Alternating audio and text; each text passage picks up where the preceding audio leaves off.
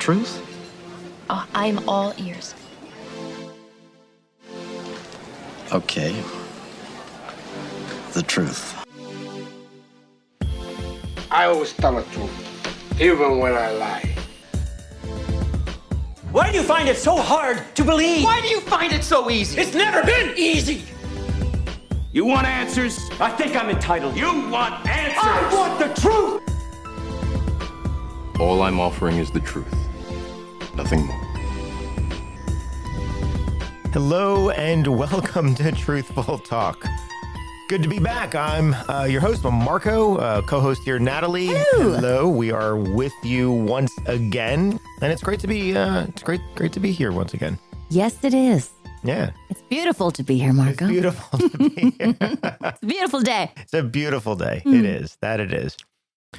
So today, I think, Nat, you had questions that you wanted to, I think that's what today's going to be about, right? You're going to ask questions. We're going to see where we can go with that. Is that what we're doing? Yeah. And I suggest you guys get your pen and paper or whatever, your computer, or I don't know how you guys take notes these days. However, I would suggest taking notes because I'm going to take notes because the questions I have for you is based on movies and how to make a movie yourself, since we're studying this thing called acting.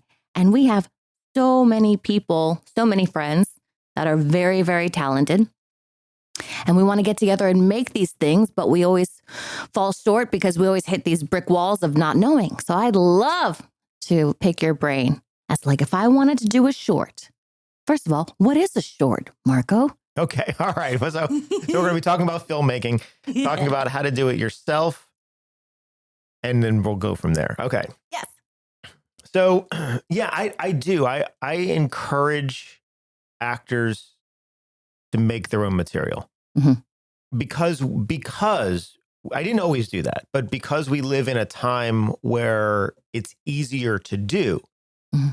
Now, it's not to say that an actor is going to make a quality film as a filmmaker is going to make. But you could make demo reel stuff for yourself. You could make things that you need to then move yourself forward with an agent or with a casting director, so forth.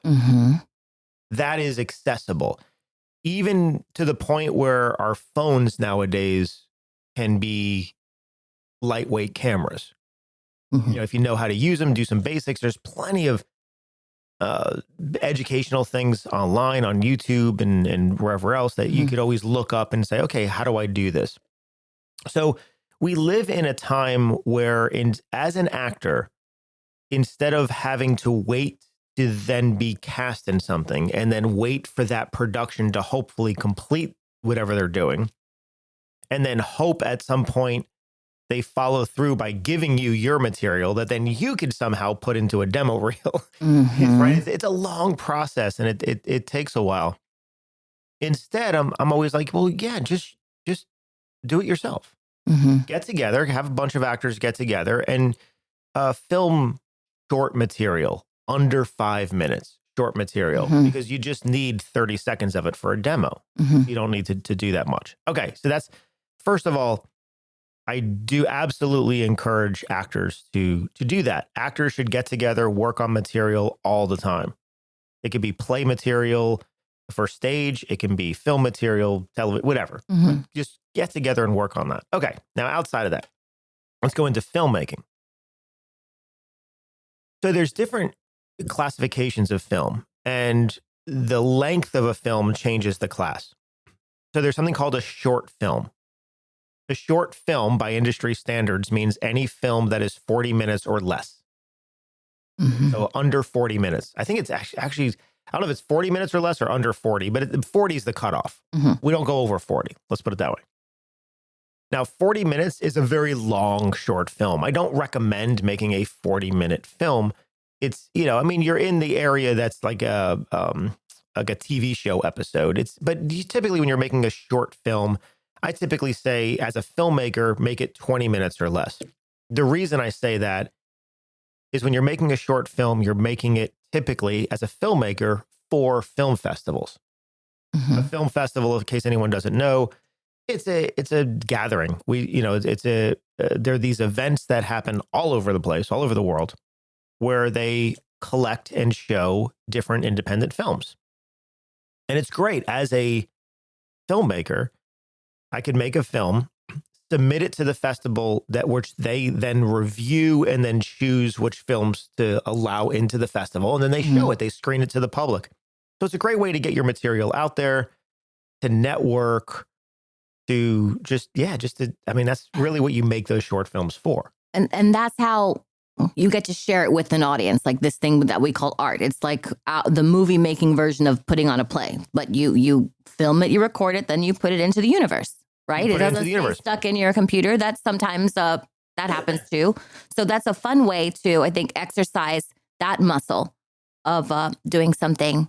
Well, like it puts your stuff out to the public, and film festivals are great. When you go there, you get into a festival. First of all, that's recognition, and it means something to have a film entered into a film festival. It actually means something in the industry. So it's a great way. And then if you go to the festival, man, you can meet all sorts of filmmakers, actors, directors, producers. I mean, just cinematographers. I mean, all sorts of filmmakers go to these things, and you get to meet them, and they get to see your work, and it's really cool.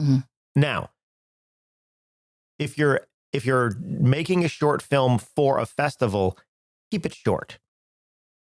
So I used to do work for certain festivals, and I used to help with reviewing material and choosing material that was entered, and then, of course, reviewing it for awards.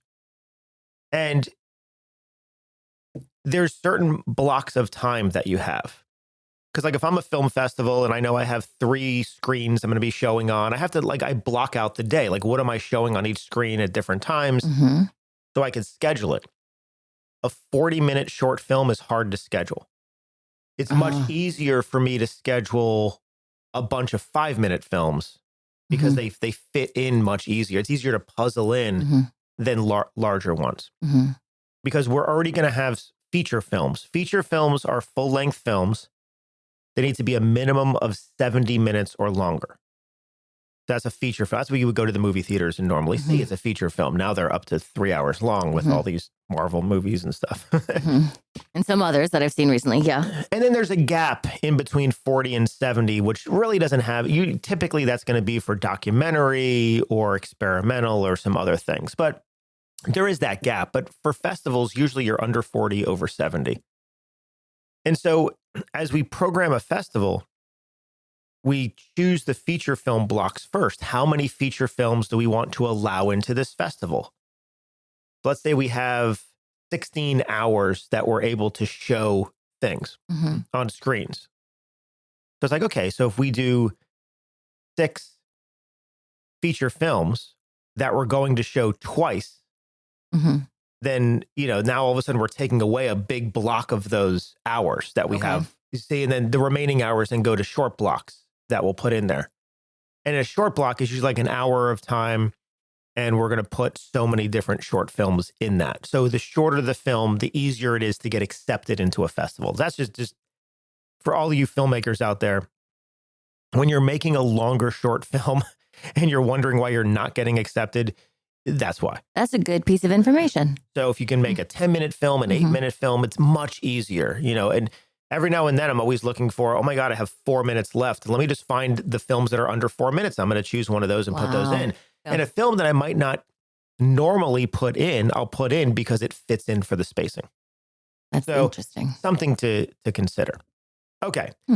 Now, don't overwhelm yourself when I say make your own films, the first thing you have to do is take inventory on what you have available. So many, even my filmmakers that I teach, they don't attempt something because they're like, yeah, but I don't have the camera I want, or I don't have this piece of equipment, or I don't have this location. I'm like, okay, so don't make a film that requires those things.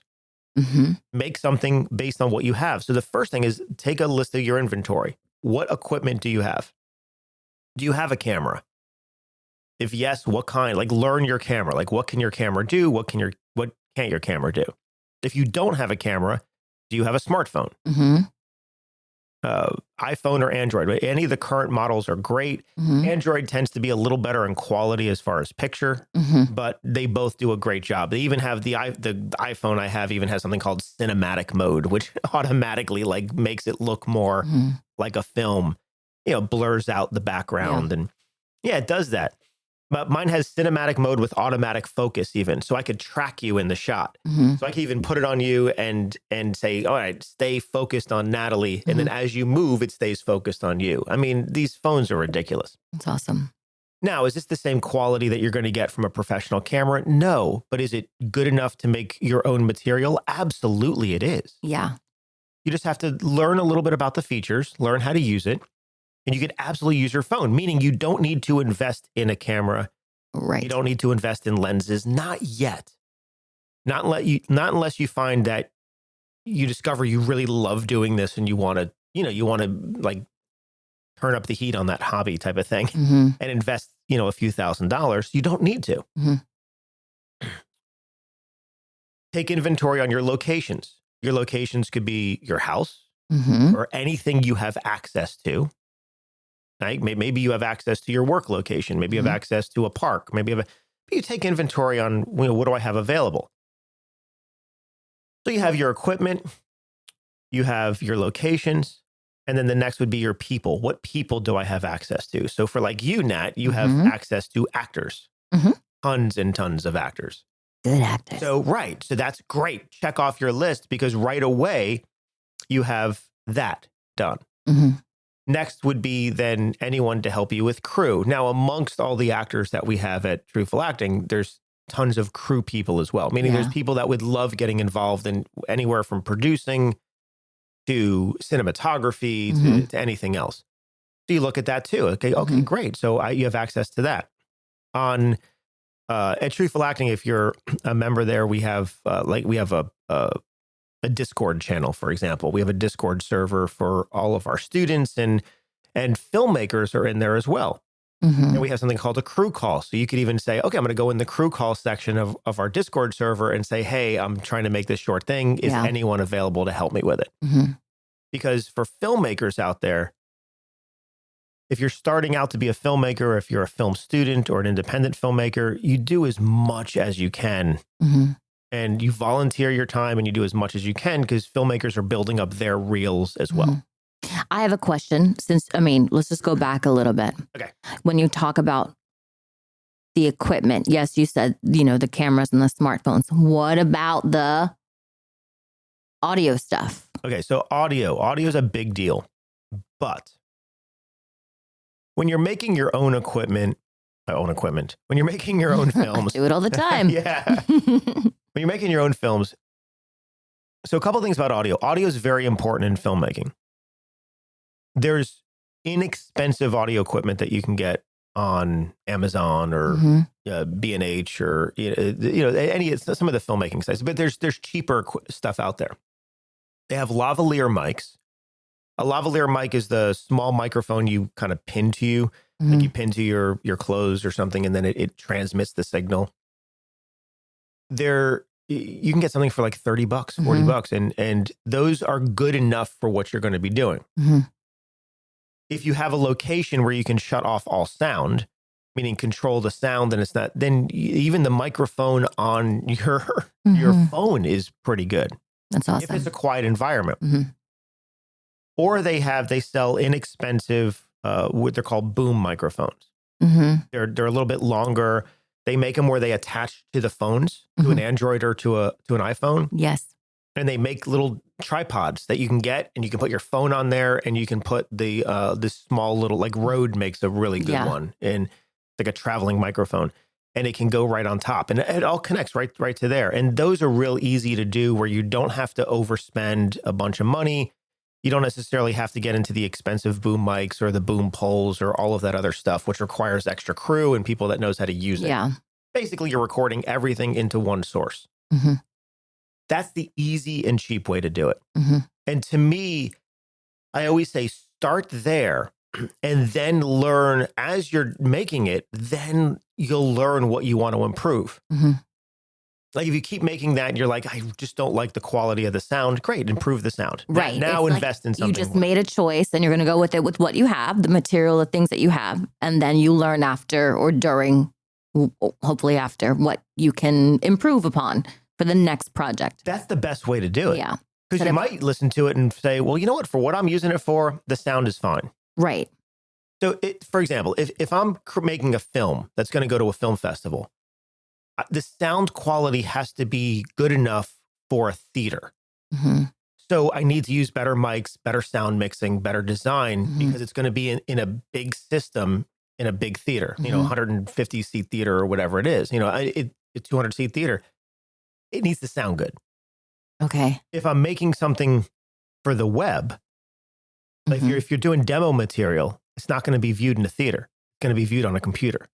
Got it. It's going to be viewed on a phone. The sound doesn't need to be as good because they're watching your demo on their computer. They're using the computer speakers to listen to it. Okay. So it has to be good enough for that, not good enough for an IMAX theater, for example. So or if I'm making something for television, there are different standards for sound. You know what I mean? So when we initially make things, we just have to know, where are we sending this to? If we are making, for all you filmmakers out there, if you're making something for a festival, yes, have better sound. And this may be a silly question, but how would you make sure that your sound is ready for the theater when let's say that's what you decide to do with your festivals? How is there a software program or something that you kind of plug in, or is it someone that has the experience and you kind of got to knock on their ear and say, listen to this? It's somebody that has the experience. Okay. Yeah. When you're doing the festival level stuff, you want to tap into somebody that has done any audio work to help with that. Okay. And, not that festivals won't take films that have less than quality audio. They will, but it helps to have better audio. I mean, you don't need to like 5.1 sound design it, you don't need to have spatial sound for a festival necessarily, but the more clear the dialogue is, the more it feels like we're mixed in that environment. I mean, the better that is, it does help. Now, if you're an actor just doing stuff for yourself for your demo reel, you don't need any of that. And that's the difference. We have to know, what are we making this for? Am I making it as an experiment? Okay, don't worry about all this stuff. Just make it. Am I making it as an actor because I'm going to make 5 1-minute clips that I'm going to then, edit together as a demo? It's like, okay, don't worry about you're shooting everything mono sound. It's fine. It's for the computer. But yeah, now I'm doing a feature film that are, something I really want to showcase at a festival.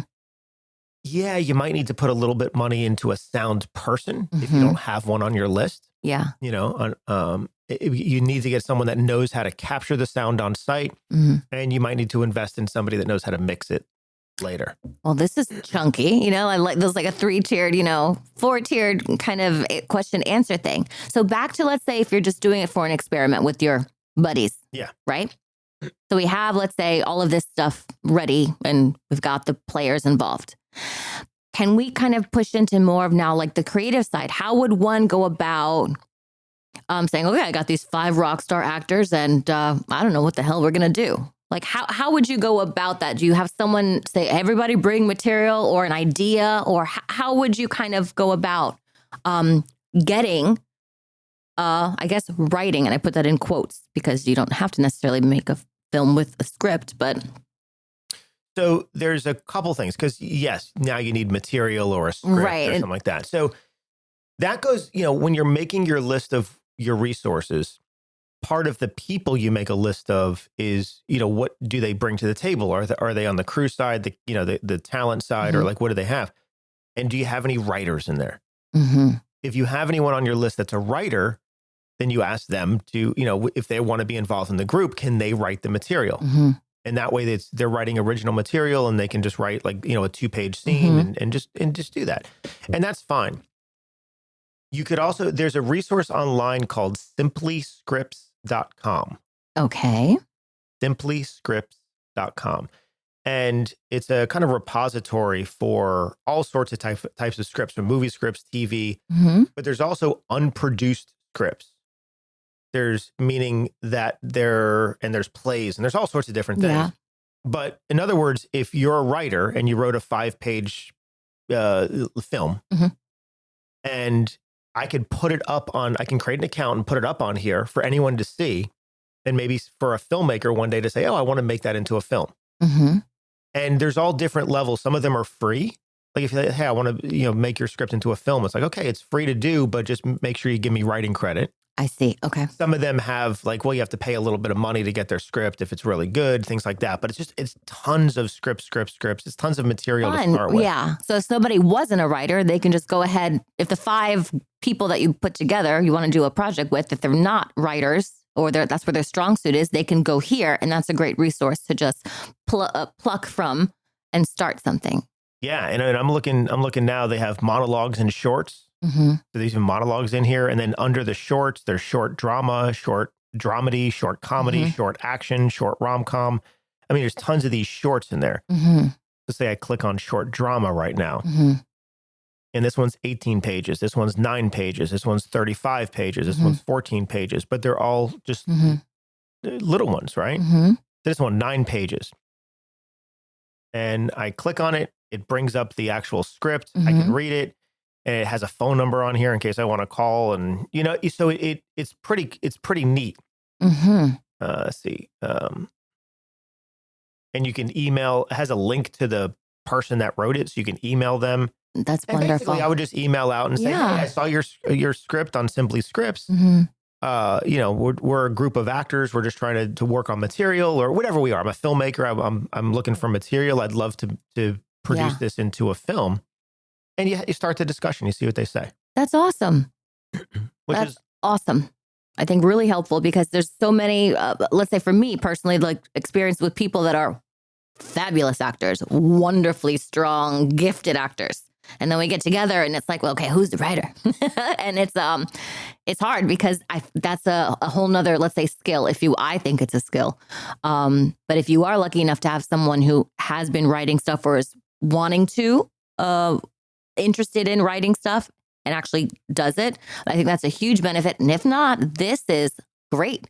And maybe even for, let's say you said putting together, like, it's not a reel, but what is it when it's just your self-tape? Like if you want a dramatic one, you want a comedy or something. So this is great that you can pick from too. That's something that's not already published or done 1,000 different times. Yeah. And as I said, there's so many things out here. I mean, there's so much material. And as a writer, for all you writers out there, you can submit your material to Simply Scripts as well and put yours out there and see if some filmmakers, because there's a lot of writer directors that you're writing stuff for that you're going to make. But then as a writer, you're just writing, and you can put it out here for other people to make. Yeah. That's awesome. Get yourself more well-known. Okay. So you can have somebody write it. You can go to Simply Scripts, which is just a repository. The third thing is AI. Now, dun, dun, dun. Just kidding. I'm not a big fan of using AI to write a script, but AI sometimes can be used as a tool to help figure out an idea. So you can go to like ChatGPT or one of the AI platforms and just say, hey, I have a group of 4 actors that I want to do like a 10-minute script that showcases us in a dramatic way for a demo reel. What are some ideas that you can give me to do that? And they can come up with some ideas and so forth. I mean, ChatGPT will even write the script for you. I'm not really a fan of what it does, but, because I still like humans writing scripts. But it can help give the idea of like, oh, well, what about a story about this? What about a story about that? It can help at least lead you in the right direction. Almost like training wheels to get you somewhere. Wheels. Yes. Like that's how you can maybe utilize it for a benefit instead of just, again, sitting around and racking your brain about what's this idea and everybody judging your idea, because then everybody becomes, Because with AI, I mean, as an artist, we don't want to see AI take the place of the artist. Yeah. You always want the artist to be there. But if you don't have the ability to have a live artist, and you as the artist yourselves learning how to write the scripts, you could always do that. Yeah. You could always even write something as a script. You can put it into something like ChatGPT and say, hey, can you analyze this script that I wrote? And can you help me format it to make it better? That's awesome. And so using AI as a tool to help you as an artist, I think is okay. We just have to know what lines not to cross. Sure. But for the beginning, actors that are trying to now put their own work in their own hands instead of, like you said, waiting, I think that's a great beginning. Yeah, it's a great way to start, because sometimes you just don't know. You just don't even have an idea. Like, I have 8 actors I want to use in this one film. What do I do with 8 actors? ChatGPT, can you give me some ideas on that? The location, you put that in, or like you have very small or very specific types of locations, or one, if anything, to make it simple. And that's where I think AI can be a benefit, is in the brainstorming process to help the artist come up with the idea that they need. And then finally, the last way that you can do it is there's a genre of film called mumblecore. Mumblecore. And mumblecore is an unscripted film. Okay. So in what you do is you have characters and you have like a bullet point of a journey of the characters. So you have a scene and you can say, okay, this is it's a scene with 2 sisters and they're arguing over this, whatever this is. And then you allow the actors to just go. Yeah. And it's improv, but with bullet points. It might be improvised, but we want you to, the director might say, we want you to hit this, this, and this in there. You're fighting for something specifically. Here's your backstory. So there's a lot of discussion of who the characters are. And we did one a few years ago. Subversive. Yeah, that was mumblecore. And so that's a way where you have characters and you have an outline, but then you allow the actors just to improvise. It's best when you're shooting a scene if you have multiple cameras. Okay. Because you're not using the exact same dialogue. It's not the exact same thing. So even 2 different phones that you're using, that you're pointing in different directions at the same time. So that way you can intercut what's happening. That's, I think, very helpful for people to know, like just the technicality of setting that up so that you have something that is a good quality when you're in the edit, like to have those cameras ready. But for the actor, it works on improvisation, which is nice. It typically allows the actors to be more grounded in the scene in a shorter period of time without doing all of the work because you're improvising. The dialogue sounds more natural because it's not memorized dialogue. Yeah. And it's a quicker way to get things done when you don't have a writer. Yeah. Or want to skip over that step. If you have the bullet points. You have to have a story. So like when we did Subversive, we had the bullet points. This is what we were going after. This is who this character is. We did it in the style of interviews, And so it was like, okay, that's the story. That's what we're talking about. That's what we're. And it works. And a lot of movies and a lot of shows, do they do this as well? Yes. This isn't like a form of. Not many TV shows do this. Got it. Okay. But there are movies that do this. Yeah. There's sometimes when I watch movies and I think or TV shows actually in particular, like, I don't know if I can, it's Succession. That's one of them that I'm like, oh my, that can't be in the script. They're so good, but they're at a different level. But they're at a different level. They're at a different level. Yeah. Oh, of course they are. So let's see. Mumblecore, a subgenre of independent film. It's characterized by naturalistic acting. And it says sometimes improvised dialogue, but it is improvised dialogue, low budgets, yada, yada, yada. It's an emphasis on dialogue over plot, meaning it's usually fewer locations, longer discussions. So it's more on that so the actors can get into it.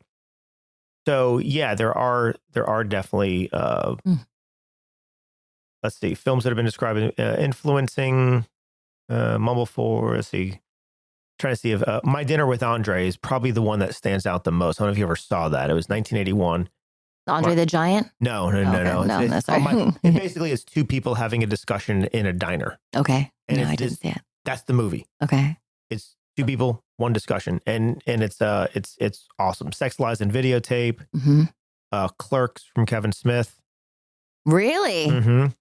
Because yeah. even though it was scripted, he allowed a lot of improvisation just because he cast his friends. It was like that's an example. Kevin Smith, when he did Clerks, he took a list of what do I have and who do I have access to, and that's what he made a movie on.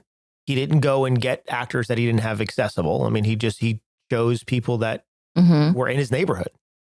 That's awesome. I didn't know that. Yeah, and he made a movie. So, the Before Sunrise series, which is Richard Linklater is a big one.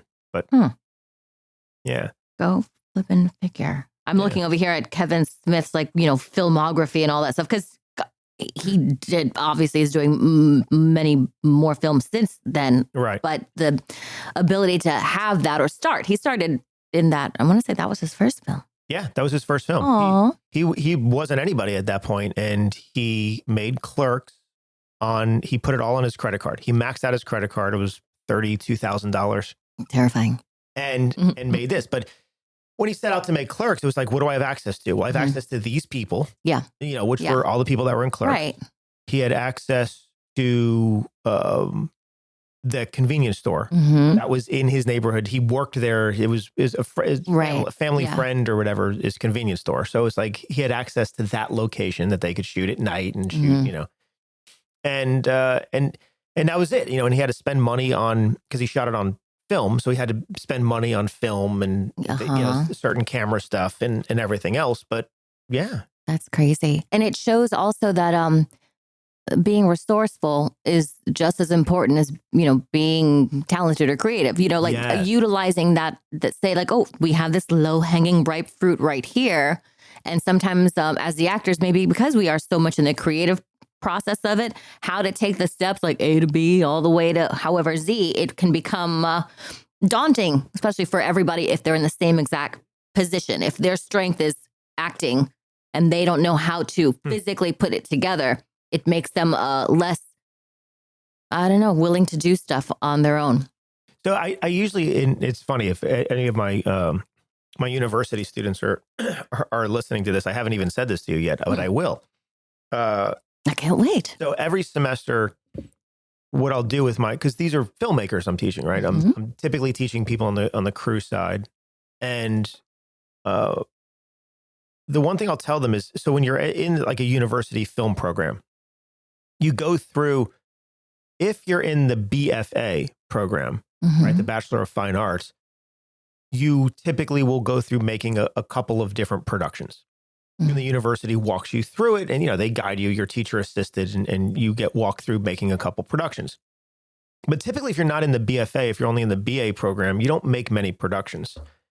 And what I always say is like, because they might make a production over 2 semesters, and it's a 6-minute film, a 10-minute film over 2 semesters. And what I challenge them is, even if you're doing that in class, you should be making 1 film per month on your own. Ooh. And if you make 1 film, and the way to do it is you have to give yourself a finite amount of time. If it's open-ended, you'll never get it done. Right. But you have to say, we're going to make a film this weekend, and we're going to do it from Friday night to Sunday night. And whatever we get done, we get done. Yeah. And that's it. And you can have like, okay, we're going to spend 1 day on writing it or putting together that. We're going to spend 1 day on producing it and, making sure the locations are lined up and everything at. And we're going to spend 1 day on shooting it. And then I'm going to spend 1 day on editing it. And in 4 days, 5 days, I'm done with the whole thing. Yeah. And I challenge, my filmmakers to do this every month, and even give yourself like only 48 hours and make the entire film in 48 hours. It doesn't have to be good. It just has to be done. Now, why do you say that? Then why do you tell them to do it once a week? What's the genius behind that? Once a month. Okay, Sorry, once a month. Because what I want to show them a couple things. One, I want to show them that they can complete a film in a short period of time. They don't have to take a long amount of time. In the university, you might be doing a 10-minute film over 8 months. And I don't think it's good as a filmmaker to feel like it takes 8 months to make a 10-minute film. It can take 8 months. It can take 8 years. You could take as long as you have, but you could also do it in 8 days or 80 hours. I mean, you don't need all that time. So what I want to show them is if they're able to make, and I say the same thing I'm saying here, start with what you have. Like you have you and you have your dog. Great. Do a day in the life of my dog, part 1. Your next film could be a day in the life of my dog, part 2. It doesn't matter. But you're filming it, you're editing it, you're putting it together, you're going through the process of filmmaking. It doesn't have to be good. It just has to be completed. And then that way, if they did that, once they complete a film, regardless of what it does, it's a resume credit. It's a resume item. How so? If it's not, you completed a film. And that counts. That counts. Oh. That counts. And so I challenge them, and every time they do it, you start one in January, then in February, you do a different one. In March, you do a different one. Doesn't matter what it is. Again, go to Simply Scripts, pull out a script, make it. Come up with a mumblecore, just do something on your own, do something experimental. It doesn't matter what it is. But you do all of these. By the end of the year, you will have 12 completed films. Now, whether they're films that anyone wants to see, it doesn't matter. You'll have 12 completed films, meaning on your resume, you will have 12 items versus a standard university student would have 1. Ooh, that's spicy. And when you graduate, if you did that in the final 2 years, let's say a junior and a senior did it, right? Like, you go through your junior year and and you come out with 20 plus credits of films that you've made, plus samples to show. You have the samples of the footage to show. So now you have a director's reel, you have a cinematography reel, you have the different reels that you can put together, but you have something to show. And now as a film student, you're going for that intern. And even though you might be going against this other person that went through the MFA, but have only made 2 things and you've made 20 things on your own, that's impressive. Because you did it on your own. Now, will the quality, well, hopefully you're going to see an improvement of the quality as you do it. I dig it. And that's somebody who's assessing the resume or assessing your work. When it's completed, they can see that. Like, they're looking for that too. Like, did it just, did it improve? Yeah, and there's going to be some things that you do that don't turn out great. Sure, It's okay. sure. That's great. So you do it again. Yeah, right? I love it. You learn by what doesn't go well, not by what does. So sure, sometimes it's like you realize that, wow, sound was an issue. Great. Next time we're going to improve on that. Or we realize that I shot outdoors, but it was too bright. It didn't look, the quality didn't look good. It's like, okay, yeah, it's because, direct sunlight is very hard to use. So we need to, cover it somehow. Or the lighting itself was too dark or something that it would, lighting could be too dark or. On the opposite. Yeah. There's so many things that could be an issue. Because even as a film student in class, there's only so much you learn. There's only so much you can learn in class because it's mostly theory. It's foundational stuff and it's in theory.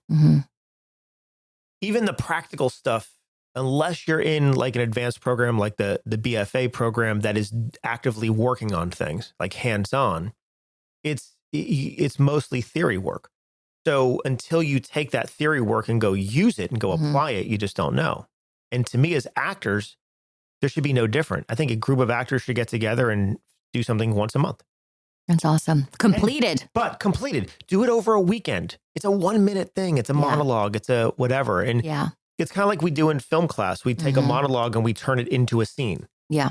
So it's just you talking for, like in the monologue, it's you have a 2-minute monologue, let's say. But okay, let's stage it in a way where you're talking to somebody. Right. And let's film it in a way where you're talking to somebody. And where are these somebodies? They're in a cafe or you build the whole location, the scenario where they are, the scene. And if all you have is your house, then you're sitting in the kitchen having this conversation. Yeah. Like make it in something like a good environment, make it look good and shoot it from different angles. And now you can have something that is now focused on you because it's a monologue. But it's still built into this environment. Well, that's great, Mark. I think this is like super helpful for people because it can maybe break it down. Because as an actor, you're also learning the business aspect and the logistical production aspect of it that, again, you as the actor, it's difficult to comprehend that. And when you hear people or film students, especially who are so professional or they know what they're talking about, it can go over our heads. And all we're worried about is making sure we're hitting the mark. We're in the emotional state we need to be. There's so many things. But once we're able to understand that side of it and be involved as much as possible, it becomes something that we're putting the power in our own hands. We're, getting to that place. But I love that because it's a muscle also on the other side that you're building, getting stuff shot, working with people and getting it done. I think literally coming from you saying like once a month is doable. I think that's a beautiful, it's great because sometimes we rack our brains. We're like, it'll be, 1 year, this. Yeah. And if you don't have a weekend, then limit it to a day. Yeah. So you know what? We have 8 hours. Mm-hmm. So whatever we can do in 8 hours, that's what we're going to do. I dig it. And I find that whatever you limit yourself to, you will get it done. Mm-hmm. You have 8 hours, you'll do it in 8 hours. Yeah. But if you give yourself 8 days, you'll do the same thing in 8 days. You'll just do a lot of more procrastinating. Amen. But you'll still get it done in 8 days. And so that's where you have to give yourself a finite amount of time to do that. Now, of course, there is editing involved. Mm-hmm. But I wouldn't, if you're doing stuff for demo reel, keep it simple. Yeah. Like there's two of us having a conversation. So we have a shot over from the side watching us in profile. And then there's one over my shoulder looking at you, one over your shoulder looking at me. But the edit's going to be pretty simple. It's going to be on the person talking. So this is your demo. It's going to be on you 90% of the time, which every now and then I'm cutting back to me as a reaction. Mm-hmm. But the edit's very simple because it's a demo on you. Yeah. And that's what you would want for a demo reel, is to be focused on you most of the time. That's really helpful. Super helpful. And I think I heard something that's like, if you want to help somebody, or if you want to help yourself through self-doubt, help someone else. So for instance, I'm thinking like, I want to eventually be behind the camera and work on stuff like this. So it's like, instead of me like wanting the demo reel about me, in order for myself to help myself in the future, shoot someone else, like utilize them and help them put together their dramatic reel or the dramatic demo, demo, do that so that when it's time for you, you're able to understand it a little better. Like it's in your hands. You don't need so many people. It becomes more concise. Yeah. It doesn't become such a, big mountain to climb. But if you're learning how to do it for someone else, let's say someone says, I'd be willing to, I would like to work on a dramatic one. I want to do a comedy one and a Shakespearean one. It's like, okay, let's do it. Come to the house in 8 hours or a weekend, and we'll kind of do that. And we find out how to do it ourselves. Instead of waiting for other people. The worst. So the biggest thing is with all of this is just find like-minded people, find a group of people. It could be a small group, but that want to do this. And you're going to find that there are filmmakers that want to do this because they just want to, and really, if you limit it to 1 day a month or a couple days a month or 1 weekend a month or however that is, I think you'll find that you can get a small group that is passionate, that wants to just create material. Mm-hmm.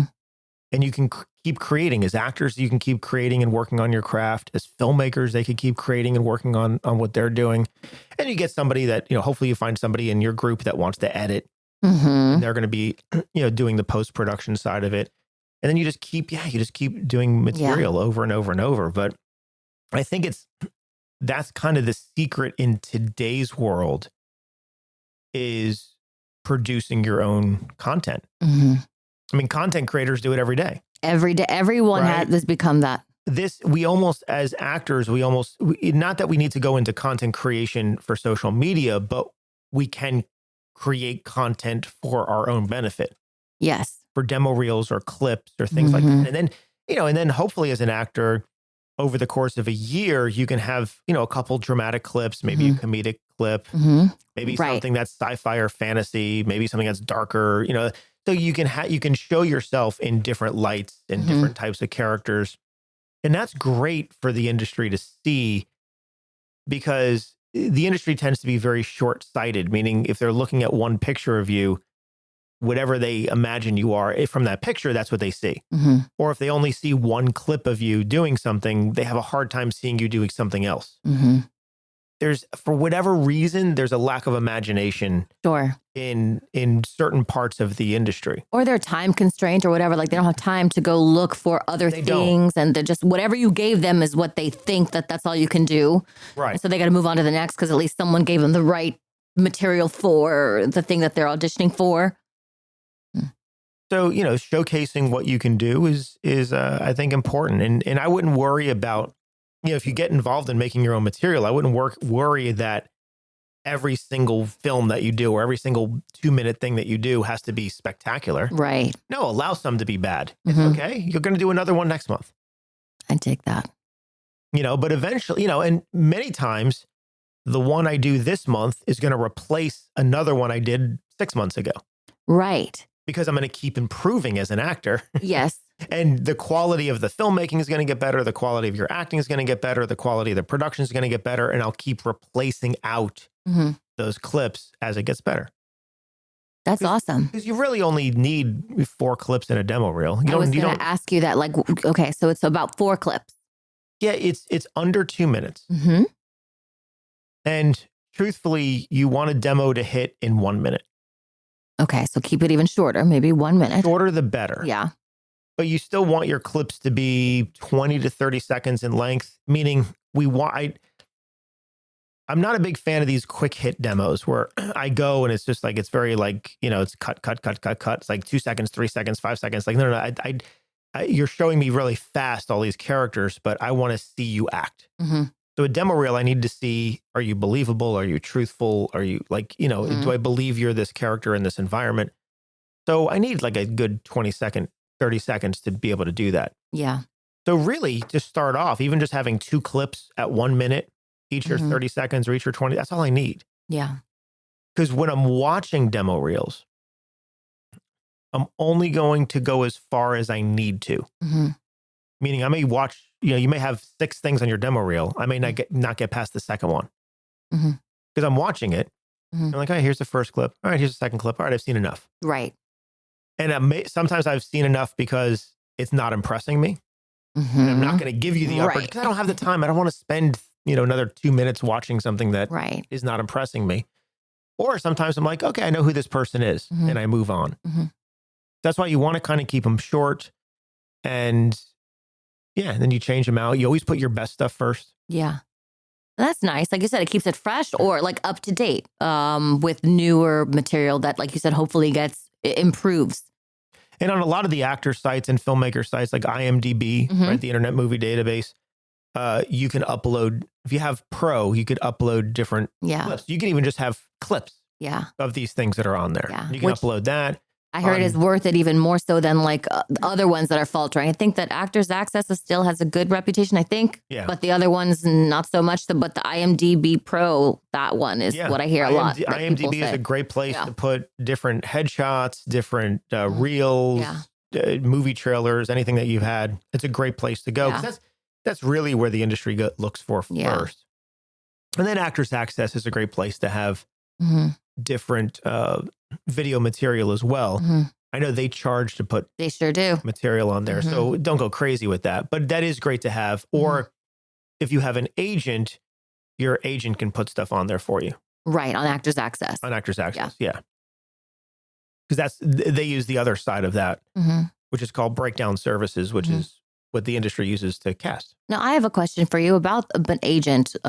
Would it be useful to send your agents all these? Let's say you have your 12, it's the end, or you have 6, you're working towards. Is it good to share with your agent this kind of stuff? Yep. Everything? I love that. To keep them in the loop, right? You want a relationship with them. You want a relationship, yeah. And the more you can keep them, you want your agent as, part of this process. And if you can say, hey, listen, I want to put together, I'm going to put together a demo. Here's 12 different things. Can you look through them and tell me what do you think should be on the demo? Ooh, okay. Allow your agent. Now, hopefully you have an agent that takes that level of interest. They should. But if I'm an agent, I want to be involved in this. I kind of know what's going to sell in the industry. So I'm going to go through and say, you know what, take a clip from here, here, here, and here, put those together. Right. I'll be able to really sell you with that. That's interesting. And maybe that's good to have too, even before you have an agent. So you're like, well, here's some of the material, whether they are the self tapes or it is the demo reel that you finally put together. And then you're kind of a couple steps ahead of the agent so that agent can understand you more, maybe what you represent or want to represent. Right. So you build what that true understanding of each other, because I think that's important too, because if you just sign with an agent and they don't know you, you don't know them, and here's a headshot and that's great, but they don't know what you really can do. Yeah. It kind of puts them in a deficit that I think it's good to have your agent understand what you're doing as an artist, that you're always working on something. Yes. Yeah, to improve. I would try to put together stuff. Yeah, I'd just have a little delivery system for your agent and say, yeah, here's stuff I've worked on. If you at your leisure, if you want to look through it, you can see who I am. And if there's things you think we need to put on Actors Access, we can do that. Yeah, I think that's helpful. Yeah, if there's things you think I need to put on my IMDb, I'll do that. Or you said like take out. Or take out. If there's something in here that you think, we should remove, let me know that too. Yeah, that's good. And most agents are open to that and would want to be involved in that. I would think the good ones would, right? Yeah. Like they want to see like, okay, this person is investing in themselves. I see them improving. I see, absolutely. I think that's actually makes someone excited about working with you, that they're not the only ones that are fighting for you, that you're also doing work yourself as an actor. Yes. And work, when I say work, I don't mean like getting paid for it, but I'm saying material that you are working on. So you are doing work as an actor, and I wish you do, get paid, all of everybody listening, but you got to start somewhere. So instead of like waiting to get that massive payday, if you show that you are working on it regardless and not waiting on one person to get that one shot with that one thing, it puts you, I think, an advantage. Yeah. Much more for representation or you as an actor. Yeah. Mm-hmm. Yeah. So it's just a matter of working on stuff. That's the hardest thing is like getting together with somebody, is finding. You need to start off with just one person. Yeah. Because if you can have one other person, all right, now you have between the two of you, you can begin working on stuff. Mm-hmm. It's difficult to do it on your own, even though you can. Yeah. As I said, like for filmmakers, it's like, well, I don't, I'm not around that. Like they might live far away or they might not have a lot of time. It's like, okay, well then do it yourself. As a filmmaker, pick up your camera and record your dog or your cat or anything. Yeah. Record an ant crawling on the windowsill. I mean, just film something. Yeah. But if you're a filmmaker, you should be filming. Mm-hmm. If you're a writer, you should be writing. If you're an actor, you should be acting. And it's like, we need to cultivate this over and over and over and over again. Yeah. And it makes improvement, or, it hopefully improves. And I believe people at this level that are listening to you, listening to us, like that's what they want to do, I think, as actors in general or as artists in general. And you just have to find like-minded people. So if anywhere in the country, if you're like a filmmaking student, then find your local acting schools, go there and say, hey, I'm looking for actors to do this. You don't need to even have an official casting. Just go up and say, who'd be interested? I'm going to make some films. Who'd be interested in volunteering? Yeah. If you're an actor and you don't know where to find equipment or people or crew, go to the filmmaking schools. Every major university or most major universities have filmmaking schools, and a lot of community colleges do. So just go there and look for the filmmaking department and say, hey, I'm an acting student. I want to put together some projects. Are there any filmmaking students that would be willing to volunteer? That's great. And the good ones will, because they know that you have to continually work on your craft. Yeah. And on this side effect of it all is that, again, you're networking. Whatever that N word, that everybody's afraid to do sometimes because, but you're building a camaraderie between you and your community that you don't know what that person's going to do in a couple of years, or you don't know if, you're building some kind of relationship with them when they're like, oh yeah, we had a great time that year and I can't wait to work with her again. Like, it's just so important to do. I think that as well as networking. Very important. Mm-hmm. Well, believe it or not, Nat, we've reached time. Stop, didn't we? I know. Go figure. But this can be part one of a series if you want, because we can go into more detail. We can go a lot more detail into this. I think we should, and I think it's helpful. So, so as you come up with more questions, we can do part two of this in the future.